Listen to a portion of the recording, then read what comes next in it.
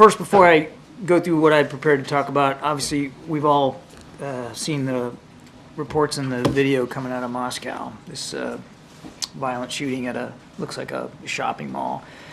Can't speak much to the details of it. I mean, this was all just breaking before I came on out here, so we're trying to get more information, but really would refer to Russian authorities to speak to it. The images are just horrible and just hard to watch, and our thoughts obviously are going to be with the victims of this terrible, terrible shooting attack.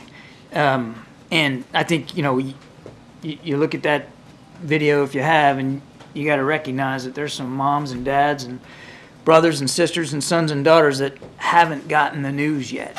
And this is going to be a tough day. So our thoughts are with them. You might have also seen, hopefully you saw the State Department, our embassy there, put out a notice to all Americans in Moscow to avoid any large gathering, concerts, obviously shopping malls, anything like that, just for their own safety. They should stay put where they are and stay plugged into the State Department for any additional updates and information. I'm afraid that's really all I have on that. Now on Ukraine. Today, Russia launched a massive wave of missiles and Iranian-made drones against Ukraine's cities and civilian infrastructure, which Ukraine reports is the largest series of airstrikes that Russia has launched against Ukraine's energy grid since the start of this war. Ukrainian officials say that at least 10 different regions of their country were struck, leaving more than 1 million homes without electricity. Our hearts go out to all the families of those civilians who were killed, and we're praying for a quick recovery for those who are wounded by these attacks. They demonstrate once again, the attacks do, how vital it is that we continue to provide Ukraine with air defense systems and capabilities, interceptor missiles, the tools that they need to protect themselves and their infrastructure. Mr. Putin's not waiting. He's not sitting on his hands. He's making lethal use of every single minute available to him while our own Congress refuses to act. He's not wavering, neither should we.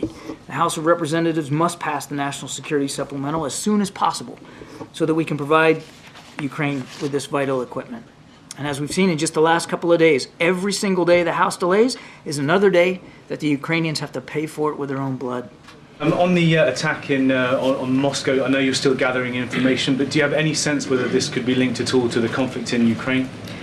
There is no indication at this time that Ukraine or Ukrainians were involved in this shooting. But again, this just broke. We're taking a look at it, but I would disabuse you at this early hour of any connection to Ukraine.